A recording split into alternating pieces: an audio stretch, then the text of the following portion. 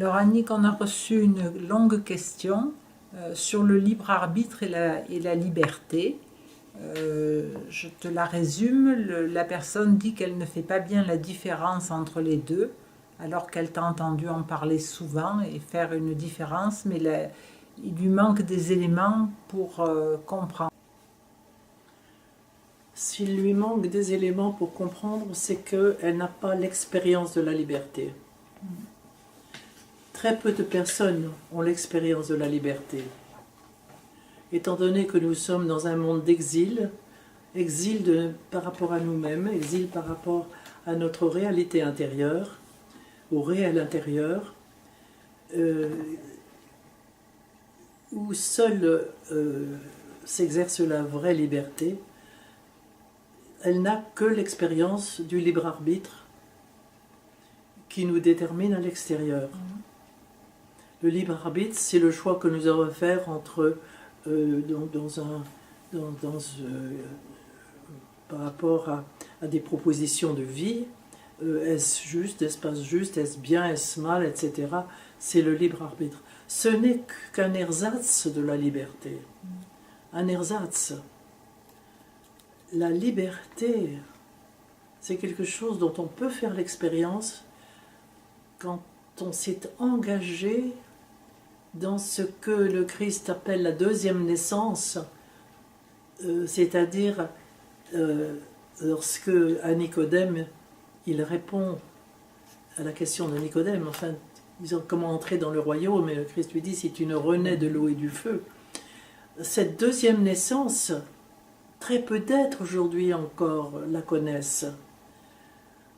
Et c'est véritablement lié à un retournement radical à l'intérieur de soi-même. Ne plus se placer selon les critères du monde extérieur, mais se placer selon les critères du monde intérieur. C'est-à-dire se placer, je dirais, pour commencer, à la base symboliquement de la colonne vertébrale, à l'intérieur de nous-mêmes, au bas de l'échelle qu'a vu Jacob, pour commencer d'en faire l'ascension.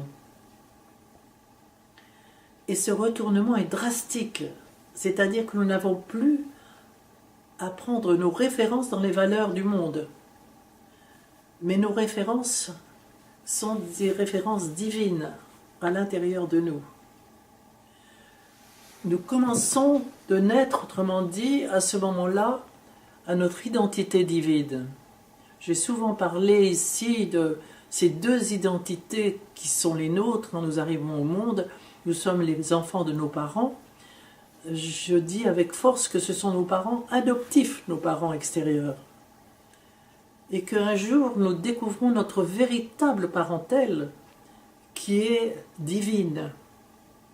Et c'est celle-là qui implique ce retournement absolu. Ça ne veut pas dire de ne plus s'inscrire dans le monde. On a à l'assumer, ce monde, mais plus avec les mêmes valeurs, plus avec les mêmes critères, plus en obéissant aux mêmes lois. Nous obéissons à des lois divines, à des lois très désécurisantes pour le monde extérieur, mais qui ont leur sécurité intérieure. Mais ce n'est pas évident, c'est certain. Ce n'est pas évident du verbe voir, parce que ça ne peut pas se voir. En voir la justification à l'extérieur, nous ne pouvons voir que par l'intérieur à ce moment-là. Tu vois, ça change tout. Ça change tout. Et ce n'est qu'à ce moment-là qu'on entre en résonance avec le maître intérieur. Le maître intérieur, on peut en prendre un exemple dans la Bible, quand Abraham obéit à l'ordre divin, va vers toi, et qu'il commence cette grande aventure intérieure, sur le chemin, tout à coup, il rencontre Melchizedek. Melchizedek, quel personnage fantastique. On sait d'où il vient ni où il va. Qui est-il? Son nom, Melchizedek, veut dire roi de justice. La séphira justice, Tzedek, elle est justement à la base de la colonne vertébrale. au niveau du sacrum. Et en même temps, il est dit roi de Shalom, c'est-à-dire roi de l'accomplissement total, parce que la paix, c'est payer la dette, c'est-à-dire l'accomplissement total de toutes les dettes, ce potentiel que nous avons à l'intérieur de nous. Cela veut dire que c'est l'homme qui est et au point de départ et au point d'arrivée. Il n'est autre que le Seigneur lui-même que nous avons à devenir, que le Seigneur d'Abraham qu'il doit devenir et qui se présente à lui. C'est le maître intérieur. Et à ce moment-là, quand nous rencontrons le maître intérieur, nous n'obéissons plus à toutes les valeurs extérieures, mais nous sommes informés de la justesse des valeurs intérieures. Et c'est à celles-là que nous obéissons, qui sont quelquefois très déconcertantes pour le monde extérieur. Et c'est pour ça qu'on est souvent rejeté par le monde extérieur, parce que c'est très déconcertant. Mais c'est ça le chemin de vérité, la vérité dont on parlait tout à l'heure. C'est cela le chemin de vérité. Et Abraham va suivre ce chemin. Il va y avoir la levée de sa stérilité, c'est-à-dire que le germe divin va grandir en lui. Voilà, c'est toute l'histoire d'Abraham, magnifique à partir de ce moment-là. Il y a un moment pour tous, lorsque nous faisons ce retournement drastique, il y a un moment où nous rencontrons notre Melchizedek. On le retrouve dans le Coran avec Kidr, l'homme vert qui lui vient voir Moïse dans le Coran.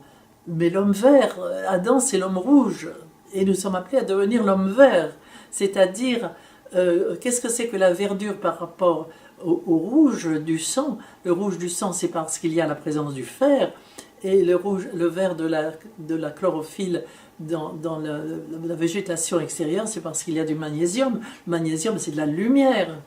C'est de la lumière. L'homme vert, c'est l'homme de lumière. Nous sommes tous appelés à devenir cet homme de lumière. Hein? Je pense à ce qu'a écrit Régis Dutheil, l'homme super lumineux, ou bien ce qu'a écrit aussi Henri Corbin par rapport à la mystique soufie, l'homme de lumière. Bon, tous ces mystiques savent ce que c'est que l'homme de lumière. Saint Séraphin de Sarov est devenu un homme de lumière de son vivant. Nous en avons des exemples. Dans toutes les traditions, nous avons des exemples d'hommes qui se sont, ou femmes bien sûr, j'emploie le mot homme sur un plan très général, qui se sont réalisés, qui sont devenus des êtres de lumière. Voilà, c'est cela la liberté. La vraie liberté, elle est celle qui nous fait aller vers nous-mêmes, vers l'unique en nous-mêmes, que personne ne peut savoir à côté. L'information nous est donnée parce que c'est un chemin nuptial. C'est un chemin nuptial. Nous allons vers des noces divines. Et ça, c'est unique pour chacun de nous. C'est ça la liberté. La vraie liberté, qui donne une joie incroyable. Nous pouvons passer à travers les épreuves de la vie. Et j'aime beaucoup ce que dit à ce moment-là Rumi, qui est un mystique soufi justement. Et Rumi dit ce mot tellement beau, tellement vrai. L'amour est sans tristesse au cœur de la tristesse. L'amour est sans chagrin au cœur même du chagrin.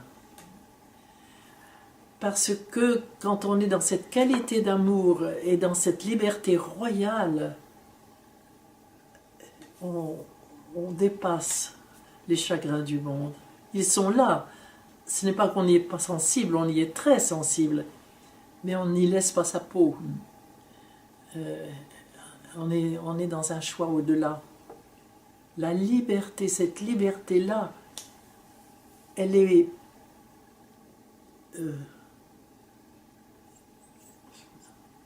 c'est fou de dire une chose comme ça, mais nous n'avons que ces mots-là pour le dire. Elle est prééternelle. Elle est d'avant la création. Si nous sommes ici dans ce monde, être créé, c'est que nous avons accepté de l'être. Mais nous l'avons oublié. Et il faut nous en souvenir.